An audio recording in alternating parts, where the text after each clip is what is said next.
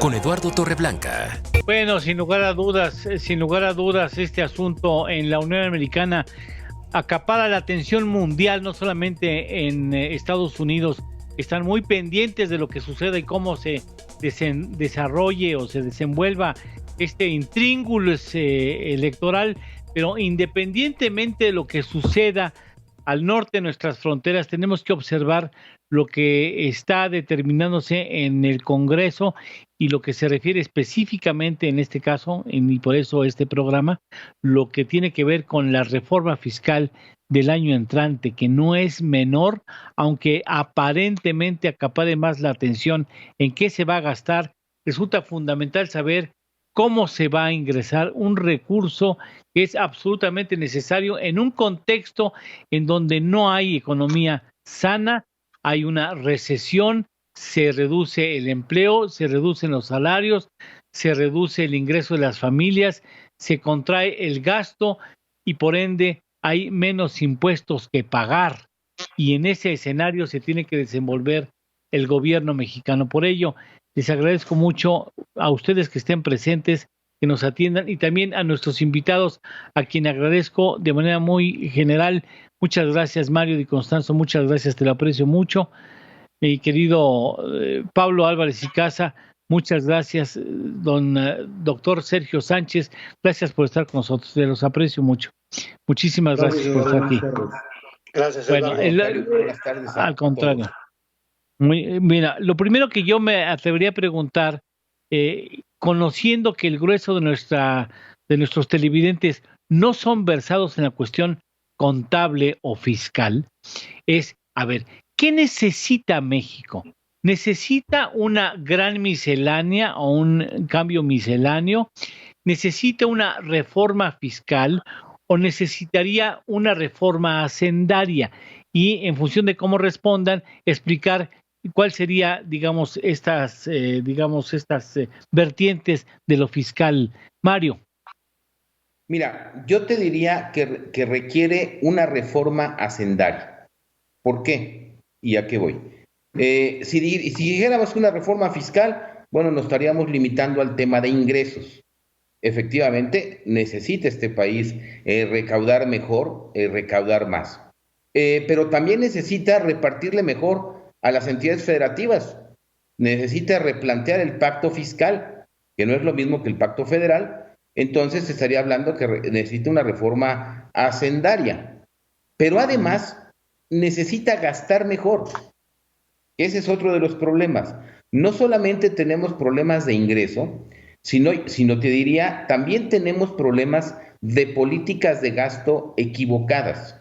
Estuve revisando lo que entregó el Auditor Superior de la Federación, la revisión de la cuenta pública, y más allá de que nos podamos sentar a discutir sobre temas de corrupción o no, estamos gastando muy mal. El gasto no está siendo efectivo.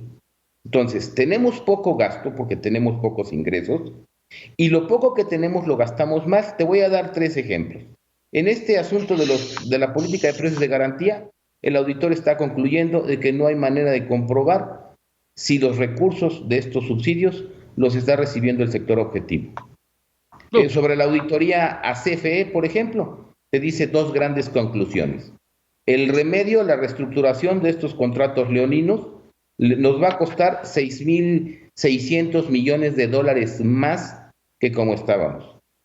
En el tema, por ejemplo, de CFE nuevamente, te dice que CFE no es una empresa rentable, que está generando electricidad a mayores costos que la iniciativa privada y que la empresa va a tener problemas financieros en el mediano plazo.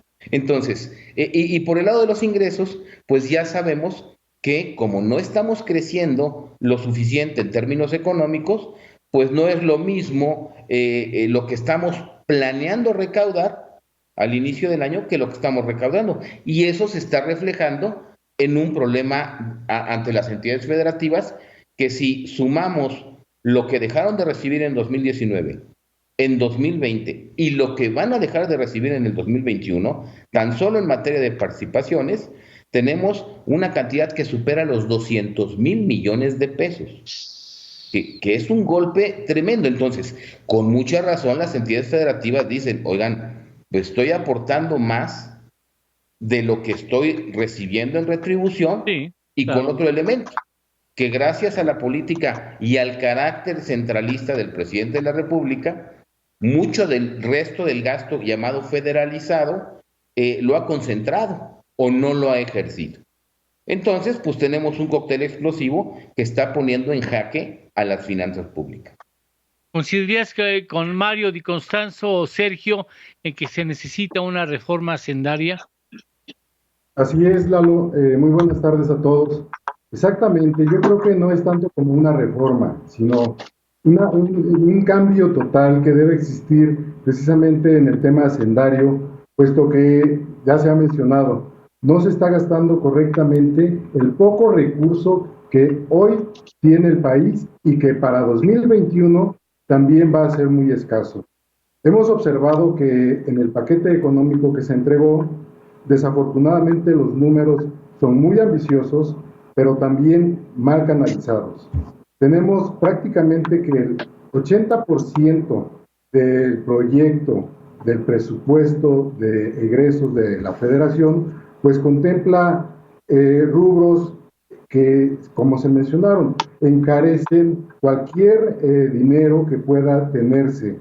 Y me refiero a los 6.2 billones de pesos que se van a ejercer para 2021, de los cuales solamente el 19.5% van a ser partícipes para el ejercicio público y social. De tal forma que, como se ha mencionado, la parte del Seguro Social, ISSSTE, Pemex, CFE, en el tema de las pensiones, definitivamente representan un costo muy alto para el país. Si hablamos del costo financiero, de las ADEFAS mismas, las participaciones en el ramo 33, en el ramo 25, en el 19, pues definitivamente todo esto agotan esa diferencia de presupuesto de 5.1 billones de pesos que se van a ejercer. Y nos queda un remanente del 19.5%. Y esto para el gasto público y social definitivamente es nada. ¿Sí? Es nada, y pues no nos va a quedar otra que ejercerlo, pero además a un costo muy alto. No vamos a tener los ingresos tributarios suficientes por efecto de la pandemia. Y hablar de un endeudamiento para poder pagar o sufragar gastos, pues es muy delicado, porque no lo vamos a invertir. Esa deuda no se va a invertir, va a ser para pagar gasto. De tal forma que con eso se cuadraría el presupuesto de egresos de la Federación. Y esto es muy delicado, definitivamente, como se ha mencionado. El gasto no ejercido de forma correcta, pues viene a perjudicar las finanzas. Pero en un contexto, gracias, en un contexto de recesión histórica en nuestro país, Pablo, pensar en ingresos alegres es un pecado mortal, ¿no? Mira, yo coincido con mis colegas, pero el momento de hacer la reforma fiscal y hacendaria no es este. Es más, ayer el Fondo Monetario publicó el artículo 4, donde hacía recomendaciones, y lo que el fondo ya había adelantado hace un mes, lo ratificó ayer. Lo que el fondo dijo, a ver, incrementa tu gasto público, pero sobre todo apoyando a los hogares y a las empresas, para que estas empresas no quiebren y para que estos trabajadores que ya no están desempleados por la propia recesión económica y por la parálisis económica provocada por el COVID, puedan tener capacidad de consumo y de su supervivencia. Si no lo haces, le dice el fondo, se va a incrementar la pobreza a niveles que no vas a poder regresar. De hecho, el fondo comienza diciendo eso. La pobreza por el COVID saltó del 36 al 48%. Y el problema es que se puede seguir incrementando si la economía no recupera su capacidad de crecimiento. ¿Cuál es la propuesta del fondo y con la que yo coincido? Es que pospongamos la reforma fiscal para el mediano plazo, hagamos un programa de emergencia que apoye a las empresas y a los trabajadores, y después, cuando la economía entre en un proceso de recuperación, ya vas a poder implementar la reforma fiscal, pero sin matar la gallina de los huevos de oro, que es la economía. Si la economía está deprimida, olvídate de crecer el próximo año. O sea, el gobierno dice que vamos a crecer 4.6, no sé con qué base, honestamente lo digo. A mí me parece que hablar, me hace mucho sentido hablar de programa de emergencia, Mario, pero ya se le fue, o sea, ese camión ya partió, ese metro, ese tren ya se fue. El momento de hacer una reforma de un planteamiento estratégico en materia económica para apuntalar la recuperación, ese asunto ya está echado a perder, o sea, ya no es el momento de pensar, se le fue el momento histórico para hacerlo y lo dejó ir a propósito, ni siquiera lo vio, o sea, no es cosa que no le interesa. Y eso es un pecado que le va a tener que reconocer la historia, Mario. Totalmente de acuerdo. En la mañana estaba en una reunión y decían que México no había sabido cómo. No, más bien, no quiso el presidente establecer un programa expansivo fiscal. Eso está muy claro y eso nos está costando y nos va a costar. Nos está costando en términos de empleo, en términos de crecimiento, en términos de mayor creación de pobreza y mayor desigualdad. Ahora, efectivamente tenemos que salir. Ahora, una reforma fiscal no necesariamente tiene que subir tasas. Esto es bien importante. Por ejemplo, veíamos lo que ha recomendado el Fondo Monetario, que yo diría que hay de hecho dos recomendaciones muy importantes.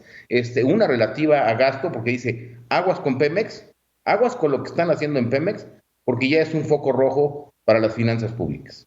Entonces, ahí nos quiere decir, gasten bien, vean en qué están gastando y cómo lo están gastando. Y el otro tema de, por ejemplo, las medidas que ha propuesto, generalizar el IVA, terminar con este boquete o esta porosidad del impuesto sobre la renta para reducir la elusión y la evasión fiscal, me parece bueno, porque a lo mejor lo que tienes que hacer es ampliar la base del IVA, pero no subir la tasa. A lo mejor puedes bajar la tasa y ampliar la base. ¿Y a qué me refiero? Y te lo digo yo, que fui uno de los pues que más se opusieron, por ejemplo, a generalizar el IVA en alimentos y medicinas. A ver, ya la tecnología ha cambiado muchísimo. Ya hoy, por ejemplo, los programas sociales se reparten en monederos electrónicos. Sí. Podemos generalizar el IVA en alimentos y medicinas y a las personas que reciban estos programas sociales en su consumo, en sus tarjetas, ponerles un chip y que cuando consuman alimentos y paguen el IVA, se les regrese mediante un esquema de puntos o de abonos. Ya se puede, lo hacen las tarjetas de crédito. Entonces ya la tecnología nos permite poner muchos temas sobre la mesa que apuntan a facilitar la administración del impuesto y por el otro lado, a reducir la porosidad y de estos regímenes, vamos a llamarle especiales, que permiten que las grandes empresas eludan o disminuyan impuestos. Esto hay que hacerlo así, no con un terrorismo fiscal discrecional como lo han hecho, porque es muy diferente, por ejemplo, eliminar la consolidación fiscal o ponerle reglas claras a la consolidación fiscal, reducirla, pero no decir, oye, tú te vas a ir a la cárcel y vas a ser un evasor. Sí, es que tu contador hizo una planeación para pagar menos impuestos. Pues, eso es terrorismo fiscal. Lo otro es, a ver, vamos a revisar qué tan poroso es nuestro impuesto sobre la renta, qué tan poroso es nuestro IVA, cómo están los IEPS, pero es muy diferente a hacer lo que ellos están haciendo. Con esto deja las reglas claras y con lo otro estás ahuyentando la inversión. Entonces, si lo requieres, creo que sí se requiere hablar ahorita y a lo mejor terminaríamos hasta bajando tasas, generalizando, por ejemplo, el IVA, quitando la porosidad del impuesto sobre la renta, porque hoy por hoy, desgraciadamente, la recaudación sigue cargada sobre los causantes cautivos, asalariados. Mira, yo siempre doy un dato que es muy importante. Los asalariados te generan una cuarta parte de la riqueza nacional. Las empresas en general te generan las tres cuartas partes de la riqueza nacional. Pero si tú ves su contribución a la recaudación del impuesto sobre la renta, casi pagan lo mismo. Los asalariados contribuyen con el 47% de la recaudación del impuesto sobre la renta y las empresas con el 53%. ¿Cómo es posible? Entonces, no solamente tenemos un sistema que recauda poco, sino un sistema profundamente inequitativo. Claro, poner una reforma fiscal sobre la mesa tiene costos políticos, que yo creo que no los quiere asumir el presidente. Ahora, desde luego que en el Inter se requiere un plan fiscal que privilegie, como lo dijo el fondo, a lo mejor hasta el endeudamiento, yo te diría, para reactivar la economía y reactivar la recaudación y el empleo. Eso es una parte de un programa emergente que, coincido, se nos fue el tren. Eso era en abril. Ahorita, pues a lo mejor habría que intentar hacer algo. Ahí tú tienes, por ejemplo, lo que han propuesto los gobernadores, que ellos ¿qué dicen? Recompénsame o restáurame lo que no me has dado, la recaudación que se ha caído, y ¿sabes qué? Vamos a tomar un cachito de los excedentes de Banco de México para hacer un programa de reactivación económica y para compensar las participaciones que no he recibido, porque el gasto del COVID lo he seguido enfrentando. Hoy, el gobierno, que se dice ser muy transparente, Eduardo, no tiene un reporte de cuánto nos hemos gastado en el COVID. Yo no sé cuántos respiradores se han comprado, ni si esos respiradores los ha pagado el Estado, la Federación, no lo sabemos, ¿eh? Nos dicen de la vacuna, salieron con unas cuentas alegres de la vacuna, sí. y perdóname, no salen, no dan esas cuentas. Luego entonces, se acerca un año complicado. Hace un rato yo estaba en otro foro y alguien ahí de muy identificado con Morena decía, es que la vacuna puede estar entre diciembre y septiembre. Bueno, espérame. Diciembre y septiembre ya perdimos el 2021. Luego entonces, creo que sí tenemos todavía que ver cómo vamos a detonar esta economía por un lado y qué vamos a hacer para financiarla de aquí en adelante. El sexenio económico de López Obrador está perdido, desafortunadamente.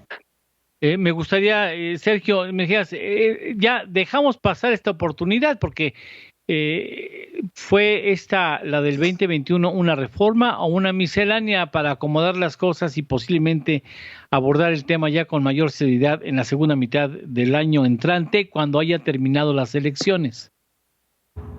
Lalo, pues no básicamente yo lo pudiera considerar como una miscelánea reforma, sino que es una serie de medidas coercitivas que están obligando precisamente a la recaudación. A esa recaudación, a ese sector al que precisamente se refería Mario hace un momento, a los pequeños, a los profesionistas, al pequeño empresario, que somos los que aportamos de alguna manera una parte importante con base a contribuciones.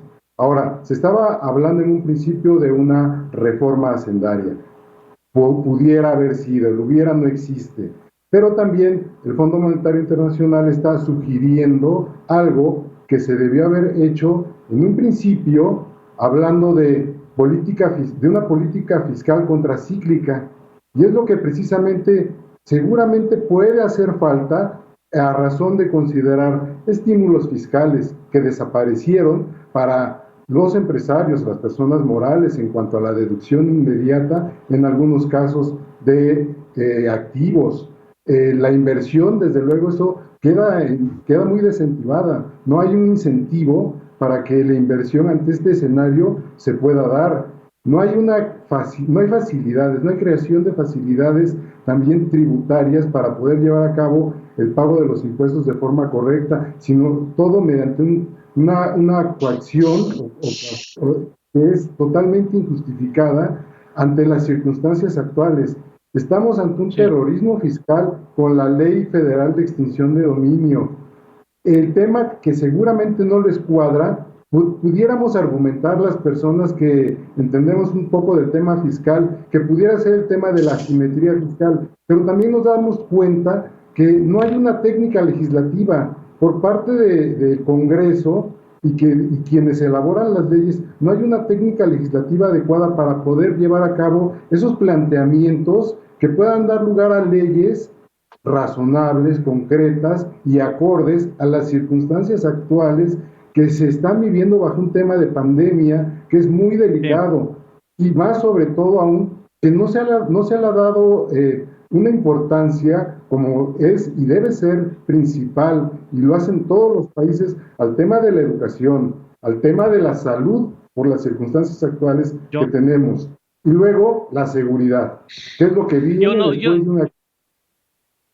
Yo no sé si escuchándolos hablar, yo no sé si estamos esperando peras del olmo, Pablo. O sea, eso no lo va a hacer el gobierno. Ya lo hubiese hecho si se lo hubiera imaginado. No lo va a hacer, y tan no lo va a hacer que la propuesta de la ley de ingresos, a ver, lo que ha hecho el gobierno es, se le acabó el margen de maniobra. Hizo un recorte salvaje con el decreto del 23 de abril, está sacando dinero de los fideicomisos, está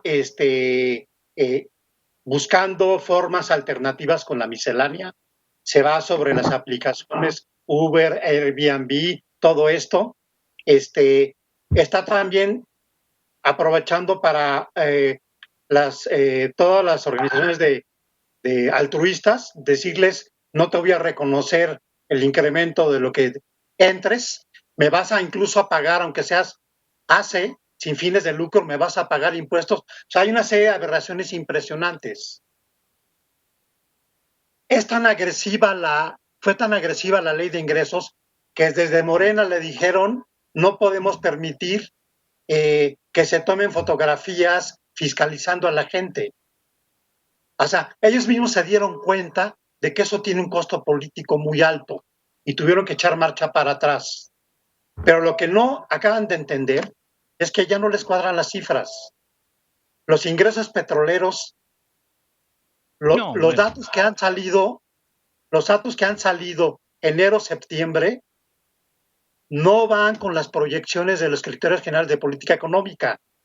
Entonces, si no van a tener un buen cálculo para el 2020, mucho menos para el 2021. Entonces, hay un problema de irrealidad, pero por otro lado, cuando le sugieres al gobierno, necesitas evitar el colapso económico de las empresas, sobre todo de las pequeñas empresas, no hay respuesta. Y yo sí creo, yo sí difiero de mis colegas, yo creo que todavía es tiempo de evitar que el daño sea mayor. Pero el problema es que el enfoque de política económica que trae la Secretaría de Hacienda es completamente conservador. Mira, Eduardo, un dato muy importante. El Fondo Monetario le dice al gobierno, tienes una ley federal de responsabilidad, de presupuestación y responsabilidad hacendaria que te permite en situaciones excepcionales incrementar tu déficit y endeudarse. O sea, la ley te lo permite. ¿Por qué no lo haces? Y no lo haces porque el concepto que ellos tienen es que el gasto tiene que ser exclusivamente de las entidades públicas, no de la iniciativa privada. O sea, hay un error de concepción en el fondo que impide que tengan imaginación para proponer políticas públicas distintas. ¿Hay algo que tú consideras, Mario, que pudieras considerar, después de escuchar las abrumadoras argumentaciones de los compañeros en esta mesa, me atrevería a preguntar, ¿hay algo rescatable de la reforma 2021? Mira, no, yo no le llamaría ni reforma, Eduardo. Mira, la tercera fuente más importante de ingresos en esta ley de ingresos 2021 es el endeudamiento. La primera es el impuesto sobre la renta, que creo que se van a recaudar algo así como 1.9 billones. La segunda es el IVA, que se van a recaudar 900,000. Eso es lo que dicen. Y aquí coincido mucho con Pablo, porque no se van a alcanzar estas cifras. Estas son las proyectadas en papel. Y la tercera fuente es el endeudamiento. Entonces, cuando tú tienes una economía en donde su endeudamiento aumentó 30% con respecto a 2020 y en donde la tercera fuente de ingresos más importante del gobierno es el endeudamiento, por arriba de Pemex, por arriba de CFE, por arriba de cualquier otro tipo de impuestos, pues estamos en problemas. Y evidentemente esto tiene mucha correlación, y entiendo lo que dice Pablo, que mientras no haya una reactivación económica, no vas a poder tener más ingresos porque no le puedes sacar agua a las piedras. Si la empresa no está teniendo ventas, pues aunque le pongas una tasa del 100% de impuestos, no te va a poder pagar. Luego entonces, sí creo que en alguna medida el gobierno debió de haber enfocado a una política, yo te diría, con dos ingredientes, ¿no? Una mayor inversión pública, mucho mayor, y ahí me refería diversificada, con proyectos de construcción más rápidos, reasignando el gasto, gastando bien y gastando como se debe, por un lado, y por el otro lado, generémosle certidumbre a la inversión privada. ¿Cómo va a haber inversión privada si parece que la estamos espantando y corriendo del país? Si les cambiamos las reglas del juego, si ahora CFE no paga más que las deudas legítimas, no sé cómo dijo el de Pemex, ¿no? Sí lo debemos, pero no es legítimo. Bueno, si Pemex trae un adeudo con sus proveedores de más de 168,000 millones de pesos a corto plazo, es decir, tenemos que generarle confianza a la inversión, un poco sacándonos del atolladero, pero no estamos generando esa confianza, al contrario, son mensajes muy agresivos a la inversión privada, y esto va a generar, y coincido con Pablo ahí, no vamos a crecer en los términos que estás diciendo, no vamos a alcanzar estos ingresos, y desde luego que todos vamos a salir perjudicados, incluyendo las entidades federativas. ¿Qué tendrá que hacer, Pablo, el gobierno cuando se da cuenta que no tiene ingresos? ¿En cuánto tiempo se tardará? ¿En 1 o 2 meses? Estamos en un ciclo vicioso, porque como no le alcanzan los ingresos, entonces la política de persecución se vuelve más agresiva. Y entonces hay un ambiente de mucha hostilidad al sector privado y a los hogares. O sea, todos somos culpables hasta que no demostremos lo contrario. Ni siquiera hay presunción de inocencia. Hay una carga muy agresiva del fisco y, como bien dice Mario, se van sobre los causantes cautivos. Entonces, estamos haciendo un estrés muy fuerte, estamos recortando el gasto salvajemente. Mira, el ramo 12 de salud, enero-septiembre, cayó 2.3% en términos reales. Es pura retórica esto de que se está incrementando el gasto en salud. Los datos de ellos no coinciden con el discurso. Y tiene razón Mario, no vemos transparencia en las cifras, pero tampoco vemos que las cifras que nos dan cuadren con lo que nos dicen. Te pregunto, Sergio, ¿es la perspectiva, el planteamiento fiscal más agresivo, más intromiso, no sé si utilizar esa palabra, ¿es el más agresivo que tú hayas visto como especialista en el terreno? Sí, definitivamente, porque te digo que se está obligando prácticamente a que paguemos impuestos cuando sabemos que es una obligación. La misma Constitución nos lo señala en el artículo 31, fracción 4, ¿no? Que debemos aportar por medio de nuestras contribuciones para el gasto público, pero no de esta forma.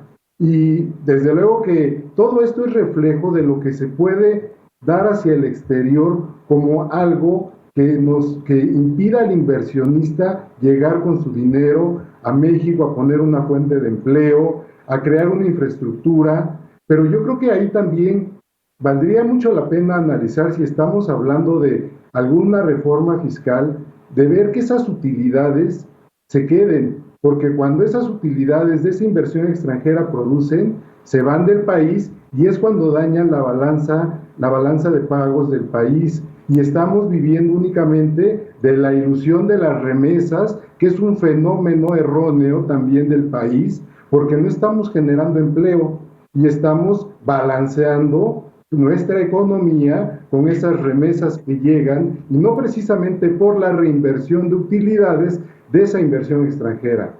Yo creo que ahí también vale mucho la pena poner un énfasis respecto a si va a haber una modificación en la parte de fiscal debe ser el que se vigile que se reinviertan las utilidades y que se creen estímulos. Hay que crear un estímulo para las personas físicas, para las personas morales, tal vez esquemas como los que teníamos todavía en 2018-19, donde se nos permitían ciertas deducciones inclusive para estimular el crecimiento. Hoy en día no podemos ni siquiera gastar, tampoco porque no hay dinero, para invertir, ¿sí?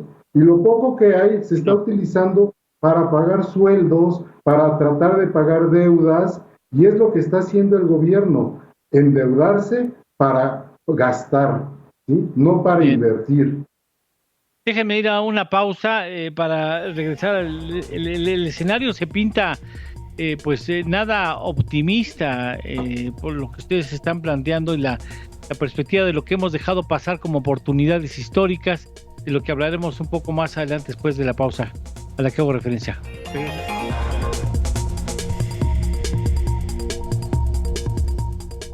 No sé si estemos en posibilidades de hablar de lo bueno cuando ya hay contundencia en cuanto a las oportunidades que hemos dejado pasar.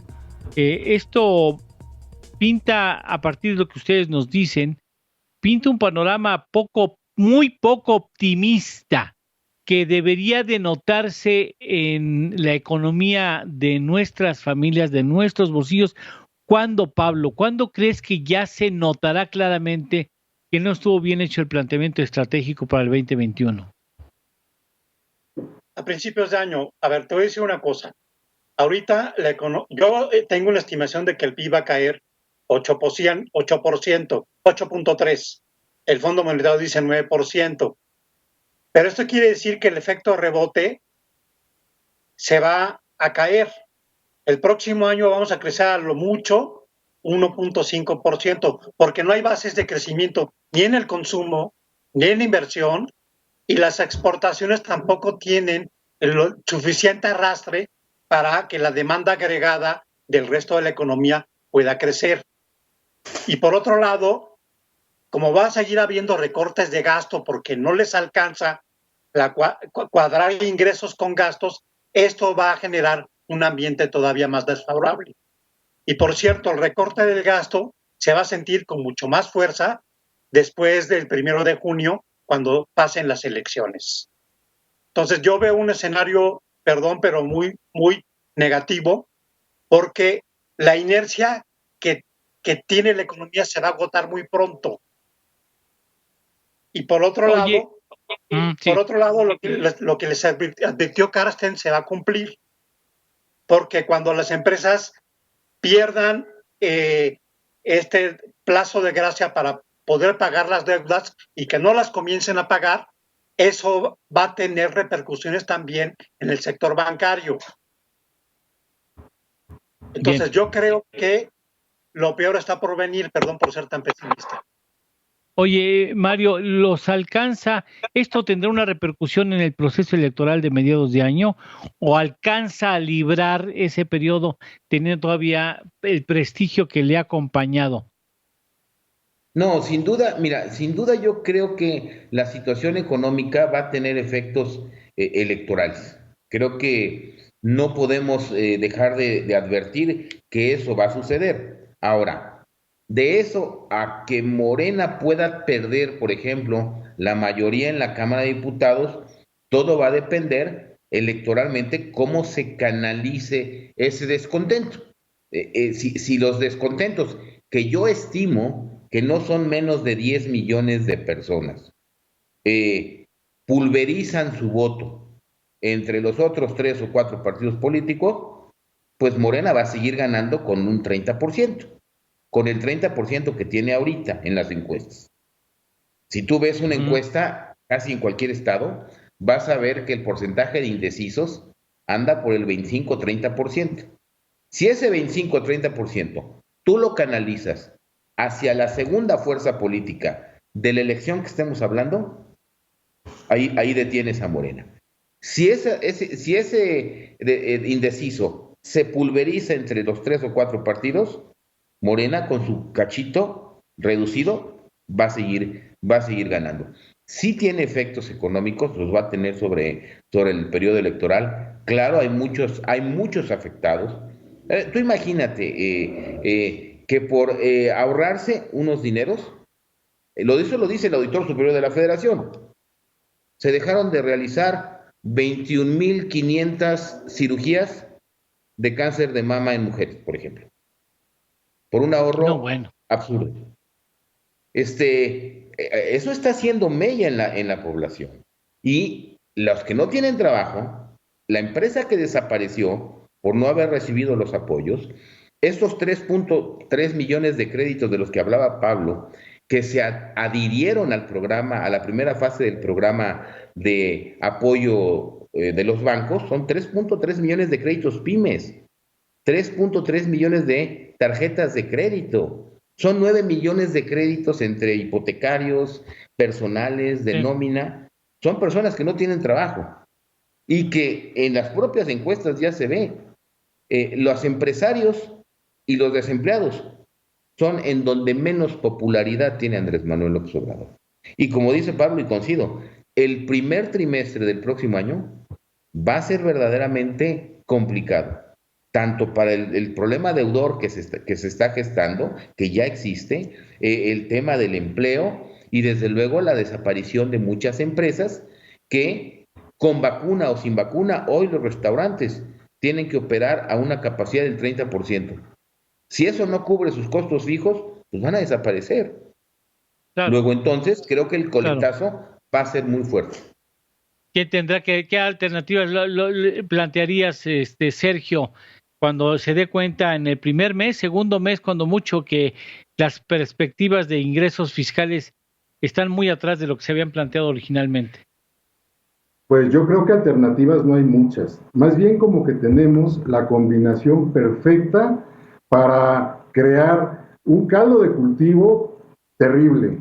Vamos a considerar, no vamos a tener la inversión extranjera que se esperaba. Vamos a tener bajo comercio exterior a pesar de un TEMEC que se acaba de firmar. Un endeudamiento por más de 756,000 millones. Un pago de servicio de deuda, baja recaudación fiscal, y todo esto en su combinación nos va a dar un déficit en nuestra balanza de pagos. Y en consecuencia, pues vamos a ver desde luego movimientos en tipo de cambio, porque ya ni siquiera las propias remesas, y perdón que insista con esto de las remesas, pero es un fenómeno que desde luego se aplaude, pero debería darnos vergüenza el tener que estar recibiendo dinero de gente que no tuvo una oportunidad de empleo en el país. Y menciono, va a ser yo creo que algo caótico el ver que realmente nuestra balanza está totalmente deficitaria, a pesar de que salimos este año a raya con números negros por el tema de las remesas, ¿sí? No hay otro fenómeno que pudiera haber auxiliado en este tema. Además, si estamos hablando de crear ahora políticas fiscales contracíclicas que se debieron haber hecho a principios de año, pues yo creo que también es demasiado tarde. Vamos a darnos cuenta simplemente qué hizo Estados Unidos en su primer paquete económico para las personas. Les dio un cheque, ¿sí? Para que generaran actividad económica. Este segundo paquete económico va a apoyar a la pequeña y mediana empresa, a los empresarios, a reactivar esa economía del país. Yo creo que no es muy difícil haber concebido un plan de esa forma para que pudiéramos haber contemplado por lo menos una mejoría en cuanto a las finanzas. No, porque el presidente no distingue entre lo que es una gran empresa y un rescate a un apoyo a una empresa para que lo traslade a sus trabajadores y haya economía y no haya perspectiva de un desarrollo. O sea, el problema es un enfoque, Pablo, salvo tu mejor opinión. Mira, yo coincido con Sergio y con Mario de que lo mejor hubiera sido implementar estos apoyos en abril o en mayo, y que ese hubiera sido el momento más adecuado, porque el daño que tuvo la economía hubiera sido menor. Pero tampoco creo que sea tarde, y por eso el Fondo Monetario ayer insistió en el tema, en el sentido de que necesitas corregir el camino, porque si no lo haces, el daño se va a agudizar todavía más. Ahora, el costo electoral, la verdad es que no creo que haya tanto en el corto plazo, porque el gobierno está dirigiendo mucho dinero a los programas sociales, a gente muy pobre, y ahí tiene una base electoral muy fuerte el partido del gobierno. Sí. Yo creo honestamente que no va a haber una mella electoral. Es más, la popularidad del presidente va a la alza. Ayer Consulta Mitoski sacó los datos de octubre y ya van 57% la aprobación del presidente, el mismo nivel que tenía en enero pasado. Entonces, creo que en el corto plazo no va a haber un costo político tan alto, porque hay un mecanismo muy perverso de yo te apoyo porque eres pobre. La compra, ¿no? sí. Pero no resuelve el problema de que tengas un empleo digno, no resuelve el problema de que las empresas produzcan y mejoren su productividad. Si no tengo esas dos cosas, en el mediano plazo esto no tiene salida, Eduardo. Esa es un poco como mi reflexión. Estamos resolviendo el corto plazo para ganar las elecciones, pero no los problemas económicos de fondo que tiene este país. Y coincido con Mario, va a generar más pobreza y desigualdad. Vamos a una pausa y regresamos ya con las conclusiones en esta mesa.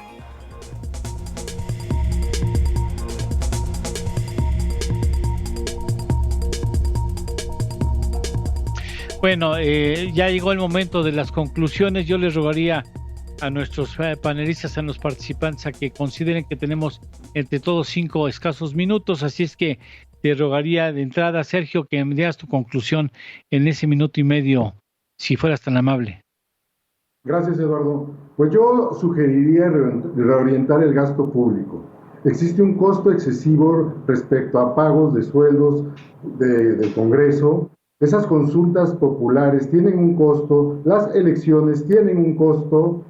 Esas ilusiones numéricas de las cifras, nada más dividamos los importes entre la cantidad de población que se va a ver beneficiada y fácilmente vemos que hasta nos toca de a menos de $1 si decidimos hacer esa simple división con esa ilusión numérica. La reorientación del gasto público yo creo que vendría a ser una forma muy importante de considerar que algo se pudiera acomodar dentro de esta economía y sobre todo más previendo un endeudamiento que no solamente sirva para más gasto, sino que sea para invertir en lo que realmente necesita el país. Gracias. Mario. Sí, mira, rápidamente yo te diría ¿qué es lo que se puede hacer? Si bien es cierto que no se quieren endeudar, ok. Tomemos los excedentes de operación del Banco de México que le va a entregar al Ejecutivo Federal y que no van a ser no menos de 500,000 millones de pesos y lancemos un programa de reactivación económica con eso.